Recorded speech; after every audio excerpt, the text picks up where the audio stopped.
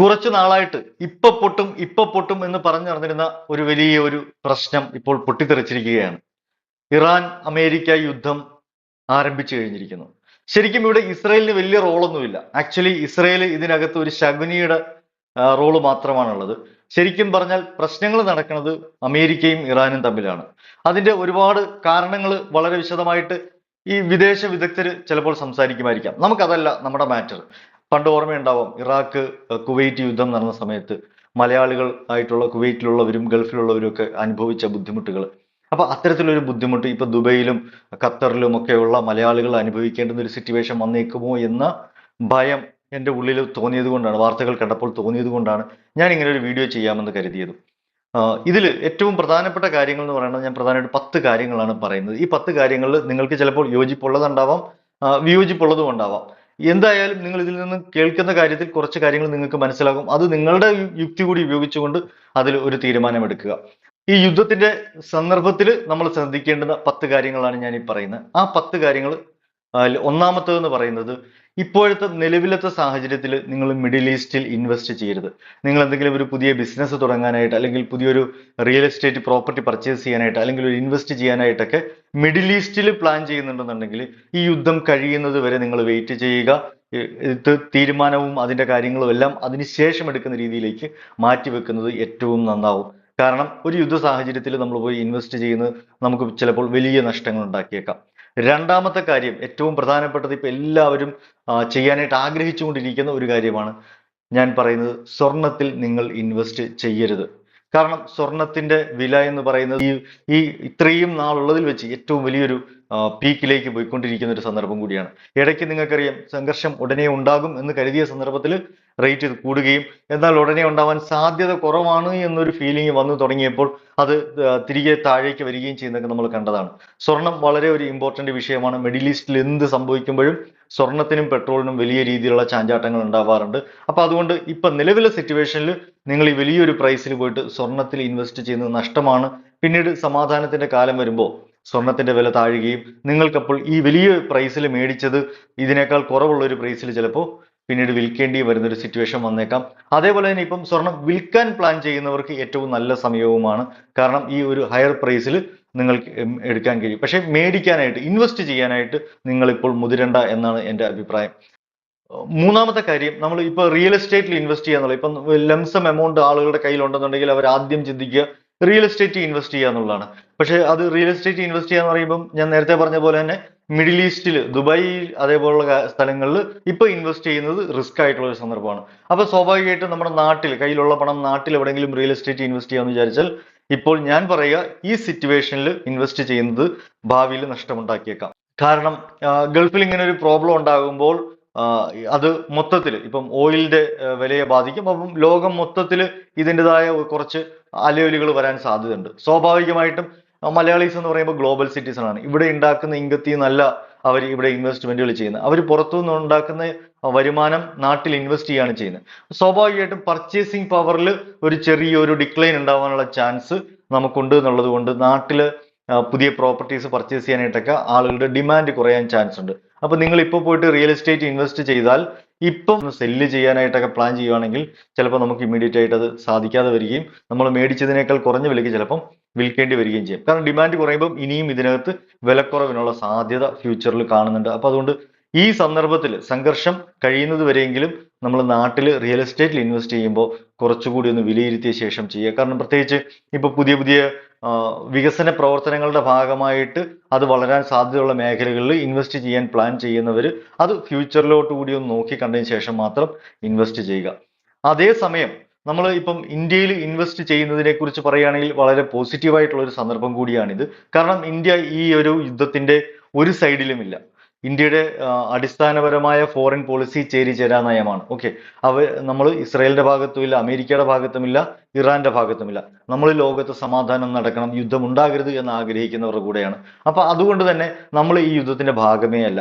അതുകൊണ്ട് നമുക്ക് അതിൻ്റെതായ കെടുതികൾ ഇത്തരത്തിൽ ഗൾഫിലുള്ള ഇന്ത്യക്കാർക്ക് ഉണ്ടാകാവുന്ന ബുദ്ധിമുട്ടുകൾ ഒഴിവാക്കിയാൽ അതേപോലെ ഓയിൽ പ്രൈസിൽ ഉണ്ടാകുന്ന ചേഞ്ചസ് കൊണ്ട് നമുക്കുണ്ടാകുന്ന ബുദ്ധിമുട്ടുകൾ അല്ലാതെ വലിയ രീതിയിലുള്ള പ്രശ്നങ്ങൾ ഡയറക്റ്റ് ആയിട്ട് ഇന്ത്യയെ ബാധിക്കാനുള്ള സാധ്യത കുറവാണ്. ഞാൻ ഒരിക്കലും ഈ ഒരു സിറ്റുവേഷനിൽ സ്റ്റോക്കിൽ ഇൻവെസ്റ്റ് ചെയ്യുക എന്നുള്ളതിനെ കുറിച്ച് ഞാൻ അഡ്വൈസ് ചെയ്യില്ല. അത് രണ്ട് ഫേസ് ആയിട്ടാണ് ഞാൻ സ്റ്റോക്കിലെ ഇൻവെസ്റ്റ്മെന്റിനെ തന്നെ കാണുന്നത്. ഒന്ന് വാർ തുടങ്ങുന്ന phase. Okay, first phase of the war എന്ന് പറയുമ്പോൾ മാർക്കറ്റ് ഡിക്ലൈനിങ് ആയിരിക്കും. ഒരു 30% വരെ, ഏകദേശം ഒരു 30% വരെ ചിലപ്പോൾ ഒരു കറക്ഷനിലേക്ക് പോകാൻ സാധ്യതയുണ്ട്. കാരണം ആ യുദ്ധത്തെക്കുറിച്ചുള്ള പ്രവചനങ്ങൾ തന്നെ അമേരിക്ക ഫേസ് ചെയ്യുന്ന ഏറ്റവും വലിയ യുദ്ധങ്ങളൊന്നായിരിക്കും ഇറാനുമായിട്ടുള്ളത് എന്നാണ്. കാരണം ഇപ്പൊ ഇറാഖിലെ യുദ്ധം അല്ലെ അഫ്ഗാനിസ്ഥാനിലെ യുദ്ധം എന്നൊക്കെ പറയുമ്പം ചില വ്യക്തികളായിരുന്നു അതിന്റെ തലപ്പത്തുണ്ടായിരുന്നത്. ആ വ്യക്തികൾ പോകുന്നതോട് കൂടിയിട്ട് ആ യുദ്ധം അവിടെ പകുതിയിലെങ്കിലുമായിട്ട് കുറയാനുള്ള സാധ്യത ഉണ്ട്. മിലിറ്റൻസ് ആയിട്ടുള്ള ആളുകൾ വളരെ സ്കാറ്റേഡ് ആണ് ഇവിടങ്ങളിലെല്ലാം ഉണ്ടായിരുന്നത്. അപ്പൊ അതുകൊണ്ട് തന്നെ അമേരിക്കയ്ക്ക് വാർ കുറച്ചുകൂടി ഈസി ആയിരുന്നു. പക്ഷേ ഇറാനിലേക്ക് വരുമ്പോൾ അങ്ങനെയല്ല സംഗതി. അവിടെ ഒരു സിസ്റ്റമാണ് ഉണ്ടായിരുന്നത്. ആ സിസ്റ്റത്തിന്റെ തലപ്പത്തുള്ള ഒരു വ്യക്തി മാത്രമാണ് ആയത്തുള്ള ഖംനഈ എന്ന് പറയുന്നത്. അദ്ദേഹത്തെ പോലെ തന്നെ 12ഓളം പേര് അദ്ദേഹത്തിന് എന്തെങ്കിലും പറ്റിയാൽ അടുത്തതായിട്ട് ഇത് ഏറ്റെടുക്കാൻ വേണ്ടിയിട്ട് നിരനിരയായിട്ട് അവർ സെറ്റ് ചെയ്ത് വെച്ചിട്ടാണ് അവരുടെ ഭരണനിർവഹണം നടത്തിയിരുന്നത്. അപ്പം അതൊരു സിസ്റ്റം അവിടെ നിലനിൽക്കുന്നുണ്ട് എന്നുള്ളത് കൊണ്ട് ഒരാൾ പോയി എന്ന് വെച്ചിട്ട് അവർക്കൊരിക്കലും ഒരു ഡിക്ലൈൻ ഉണ്ടാവാനുള്ള ചാൻസ് കുറവാണ്. അപ്പോൾ സ്വാഭാവികമായിട്ടും അവർ യുദ്ധത്തിൽ വളരെ ആക്റ്റീവായിട്ട് മുമ്പോട്ട് വരാനുള്ള സാധ്യതയും കൂടുതലാണ്. പ്രത്യേകിച്ച് ഇപ്പോൾ ഒരു ഇമോഷണൽ എഫക്റ്റ് കൂടി അവർക്ക് വന്നിരിക്കുകയാണ്. അവരുടെ ഏറ്റവും ഉയർന്ന നേതാവ് നഷ്ടപ്പെട്ടു എന്ന് പറയുമ്പോഴത്തേക്കും ഒരു ഇമോഷണൽ ആയിട്ടുള്ള ഒരു കാര്യം കൂടി അതിൽ ഉള്ളത് കൊണ്ട് കുറച്ചുകൂടെ അവരുടെ തിരിച്ചുള്ള അറ്റാക്കുകൾ പവർഫുൾ ആവാൻ സാധ്യതയുണ്ട്. അപ്പൊ അതുകൊണ്ട് തന്നെ ഗ്ലോബലി വലിയൊരു പ്രോബ്ലംസിന് സാധ്യത കൂടുതലുള്ളതായതുകൊണ്ട് നിങ്ങൾ വിദേശ ബിസിനസ്സുകളിലൊക്കെ ഒരുപാട് ഇൻവോൾവ് ആയിട്ടുള്ള കമ്പനികൾ അല്ലെങ്കിൽ ഇവിടുന്ന് എക്സ്പോർട്ടിലും അതേപോലെ ഇമ്പോർട്ട് ബേസ് ചെയ്തിട്ടും ഒക്കെ ബിസിനസ് നടത്തുന്ന കമ്പനികളിൽ നിന്ന് ഇൻവെസ്റ്റ് ചെയ്യുന്ന ഒരു റിസ്കി ആയിട്ടുള്ള സിറ്റുവേഷൻ ആണ്. അതേപോലെ തന്നെ വലിയൊരു കറക്ഷൻ സ്റ്റോക്ക് മാർക്കറ്റിൽ ഉണ്ടാവാനുള്ള സാധ്യതയുമുണ്ട്. അപ്പൊ അതുകൊണ്ട് ഫസ്റ്റ് ഫേസിൽ നിങ്ങൾ ഇൻവെസ്റ്റ് ചെയ്യാതിരിക്കുക. ഫസ്റ്റ് ഫേസിൽ ഈ സംഗതികളുടെ ഡിക്ലൈൻ തുടങ്ങുന്ന ഒരു സിറ്റുവേഷൻ ആയിരിക്കും. അപ്പൊ നിങ്ങൾക്ക് നിലവിലുള്ള ഏതെങ്കിലുമൊക്കെ ഇൻവെസ്റ്റ്മെന്റുകൾ അത്യാവശ്യം ഒരു പ്രോഫിറ്റ് മാർജിനിൽ നിൽക്കുന്നതാണെന്നുണ്ടെങ്കിൽ സെൽ ഔട്ട് ചെയ്യുന്നതും നല്ല ഒരു ഓപ്ഷനാണ്. എന്നിട്ട് നിങ്ങൾക്ക് സെക്കൻഡ് ഫേസ് വരും. ഓക്കെ, ഇത് ഡിക്ലൈൻ ആയി താഴേക്ക് ചെല്ലുന്ന ഒരു സിറ്റുവേഷൻ വരും. അവിടെ നിന്നും നിങ്ങൾ ബൈ ചെയ്യാനായിട്ടും ട്രൈ ചെയ്യുക. ഓക്കെ, ഡിക്ലൈൻ സ്റ്റാർട്ട് ചെയ്യുന്നിടത്തും സെൽ ഔട്ട് ചെയ്യുകയും ഡിക്ലൈനിൽ ഏറ്റവും താഴെ എത്തുന്ന അതിന്റെ ബോട്ടം ലൈനിൽ എത്തി എന്ന് നിങ്ങൾക്ക് ബോധ്യപ്പെടുന്ന ഒരു സിറ്റുവേഷൻ വരുമല്ലോ.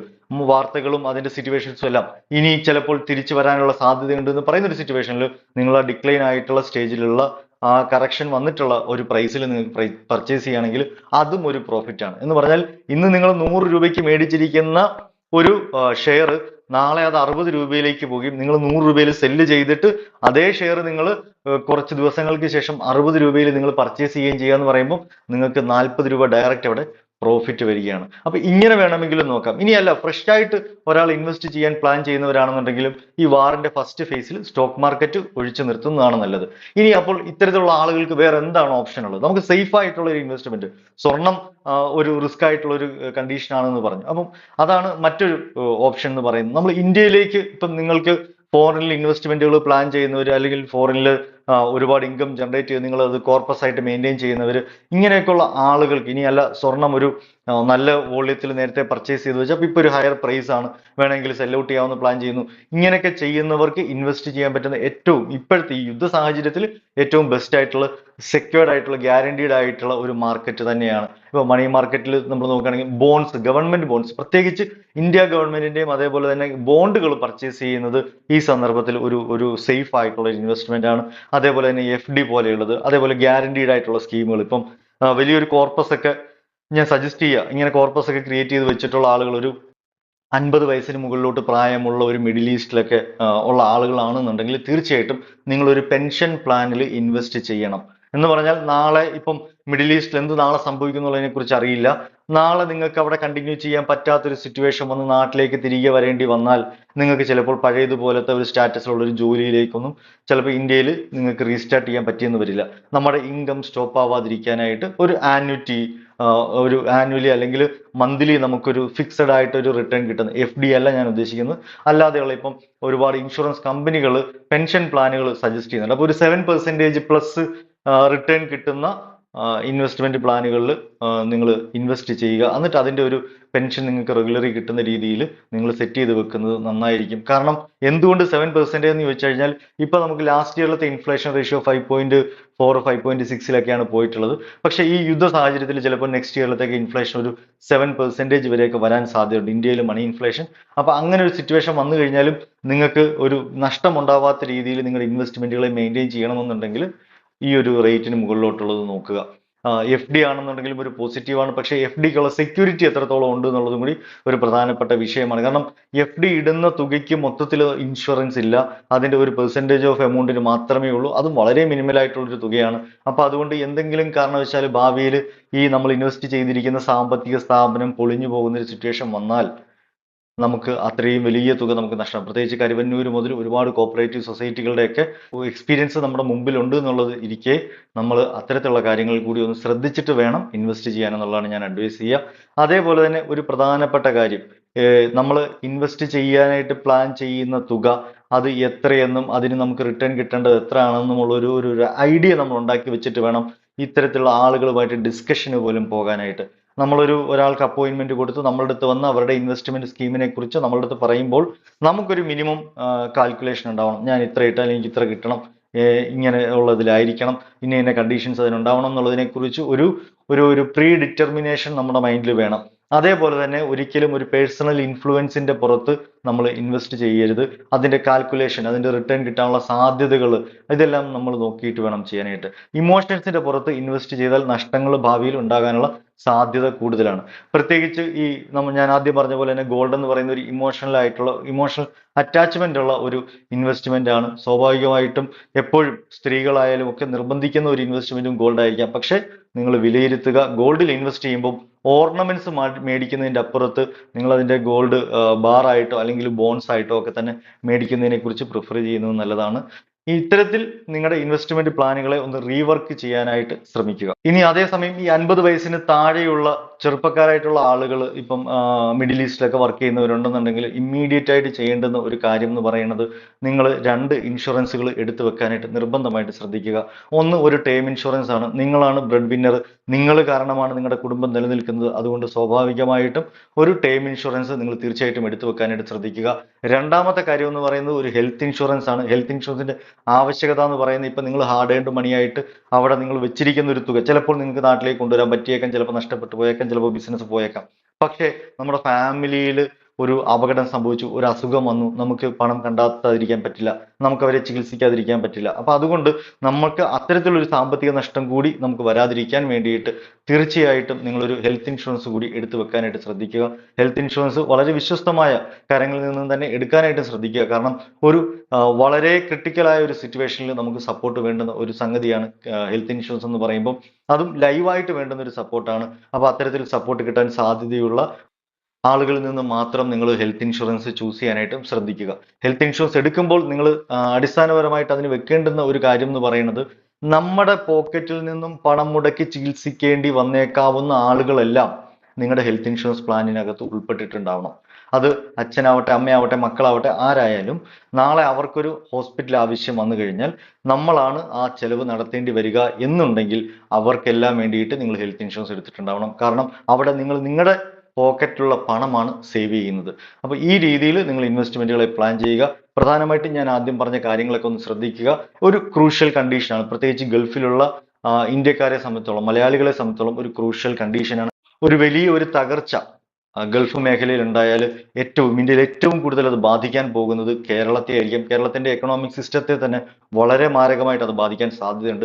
അപ്പൊ അത്തരത്തിലുള്ള സിറ്റുവേഷൻസ് നമുക്ക് കുറയ്ക്കാൻ കഴിയുക, നമുക്ക് നിലവിൽ നമ്മൾ അവിടെയുള്ള നമ്മുടെ സാമ്പത്തിക ആയിട്ടുള്ള സേവിങ്സ് കാര്യങ്ങളൊക്കെ നമ്മൾ ഇമ്മീഡിയറ്റ് ആയിട്ട് ഇന്ത്യയിലേക്ക് സുരക്ഷിതമായ സ്ഥലങ്ങളിലേക്ക് മാറ്റുക എന്നുള്ളതാണ്. പ്രത്യേകം ശ്രദ്ധിക്കേണ്ടുന്ന കാര്യം, ഇൻവെസ്റ്റ്മെന്റ് വിഷയത്തിൽ നിങ്ങൾ കൃത്യമായ തീരുമാനം എടുക്കുന്നതിന് മുമ്പ് ഒരു പ്രൊഫഷണലിന്റെ അഭിപ്രായം തേടിയിട്ട് മാത്രം, അവരുടെ അനുഭവ സമ്പത്തിൽ നിന്നും അവരുടെ എക്സ്പീരിയൻസിൽ നിന്നും അവരുടെ നോളജിൽ നിന്നുമാണ് നിങ്ങളെ അവർ സപ്പോർട്ട് ചെയ്യുക. അപ്പൊ അത്തരത്തിലുള്ള അഡ്വൈസുകൾ എടുത്തിട്ട് മാത്രം നിങ്ങൾ തീരുമാനമെടുക്കുക. ഇമോഷണൽ ആയിട്ടുള്ള ഒരു തീരുമാനത്തിലേക്ക് പോകാതിരിക്കാൻ ശ്രമിക്കുക. ഉപകാരപ്രദമായ മറ്റൊരു വീഡിയോയുമായിട്ട് കാണും വരെ എല്ലാവർക്കും എൻ്റെ ഹൃദയം നിറഞ്ഞ നന്ദി, നമസ്കാരം. എത്രയും വേഗം ലോകത്ത് സമാധാനം പുലരട്ടെ. പരസ്പരമുള്ള സംഘർഷങ്ങൾ അവസാനിക്കട്ടെ. ഈഗോ ക്ലാഷുകളും അത്തരത്തിലുള്ള പ്രശ്നങ്ങളൊക്കെ വ്യക്തിതലത്തിലും രാഷ്ട്രങ്ങളുടെ തലത്തിലും അതേപോലെ തന്നെ സമൂഹങ്ങളുടെ തലത്തിലും ഒക്കെയും ഉള്ളത് അവസാനിക്കട്ടെ എന്ന് നമുക്ക് ആഗ്രഹിക്കാം, പ്രാർത്ഥിക്കാം. മറ്റൊരു വീഡിയോയുമായിട്ട് കാണും വരെ